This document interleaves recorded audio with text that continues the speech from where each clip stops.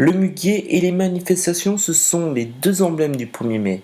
Alors que 800 à 1000 personnes sont descendues dans les rues de Limoges ce vendredi, malgré la pluie, le rendez-vous traditionnel de cette marche est toujours en rigueur en France.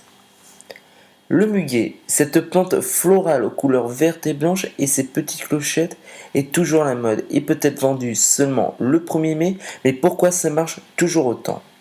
La CGT, les syndicalistes, cette année la CGT fête ses 120 ans, explication dans les carnets des Limousins.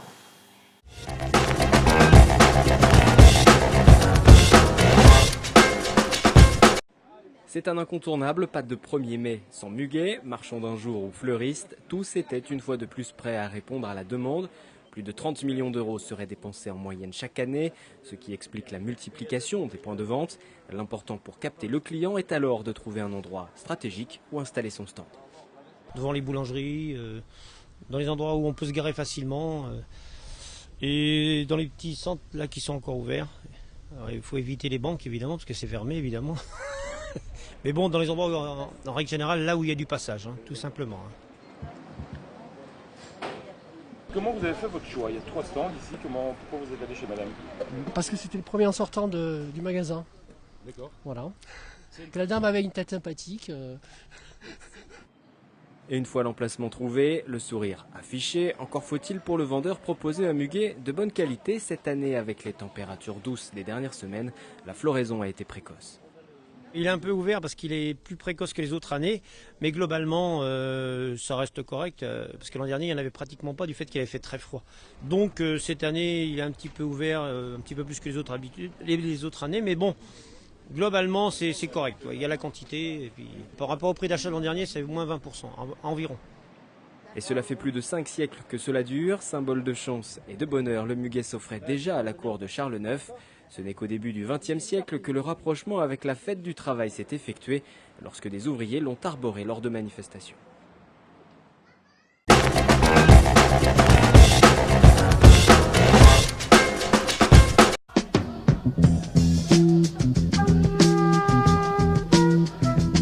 L'histoire du 1er mai est liée donc aux États-Unis, aux premières luttes des ouvriers et des ouvrières dans différents États des États-Unis.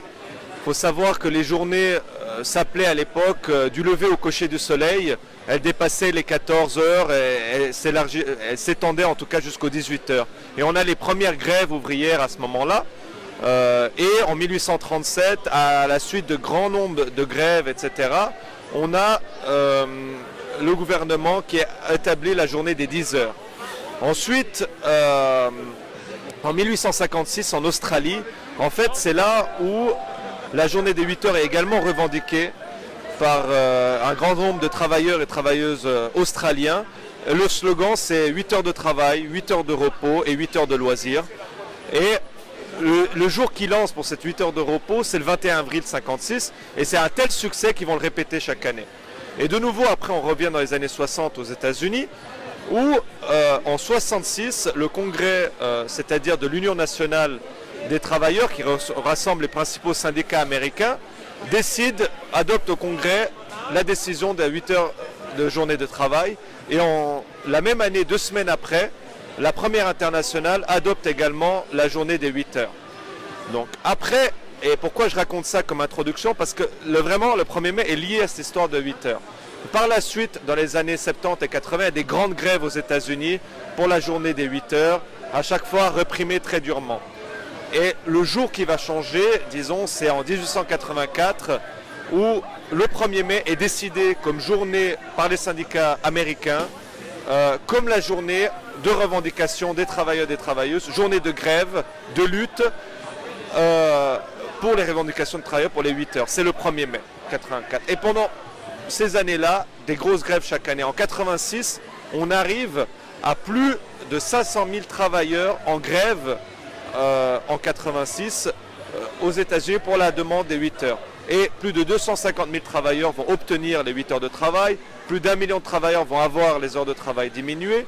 En 89, la deuxième internationale adopte le 1er mai comme la journée internationale des travailleurs, etc. Et également la revendication des 8 heures. Au début des années 90, 1890, ces revendications, la journée du 1er mai arrive en Europe et les premières mobilisations en Europe ont lieu. Et en 1891, le 1er mai devient pas seulement la journée des 8 heures, mais des revendications générales des travailleurs et des travailleuses. Et se passent toujours ces journées de lutte. Il n'y a pas du tout, parce qu'il faut savoir que le 1er mai a été obtenu après des dures luttes, et pas partout. On voit dans certains cantons suisses, toujours le 1er mai n'est pas été obtenu comme un jour des travailleurs et des travailleuses. Donc à partir de 1891, la Deuxième Internationale décide que le 1er mai est une journée de revendication des travailleurs et des travailleuses. Et après, ça va se dépasser la question des 8 heures pour obtenir, par exemple, la paix internationale entre les peuples. Ça va être la défense, par exemple, des étrangers et des étrangères face aux mesures racistes, etc. Donc le 1er mai va devenir pas seulement une question de revendication des travailleurs et des travailleuses autour de conditions salariales, mais pour tous les oppressés du monde. Et à travers le XXe siècle, on voit ces mesures s'étendre. On voit par exemple au 2006 aux États-Unis, c'est une journée de grève le 1er mai, également de tous les sans-papiers qui vont se mettre en grève, fermer leur échoppe, etc. pour justement les sans-papiers, pour qu'ils soient régularisés. Et à tous les niveaux, c'est vraiment une journée pour les opprimés, pour les travailleurs et les travailleuses de tout le monde. On voit aujourd'hui cette revendication reste d'actualité où en Turquie, le Premier ministre Erdogan a interdit aujourd'hui, le 1er mai, toute forme de manifestation, etc. Et quand même, les gens sont sortis pour manifester pour le 1er mai. Donc en résumé, le 1er mai, c'est une histoire de lutte, c'est une histoire des travailleurs, des travailleuses, de tous les opprimés. Et c'est pour rappeler le message qui nous unit tous, je pense, travailleurs et travailleuses, unissez-vous, parce que vous avez un monde à gagner.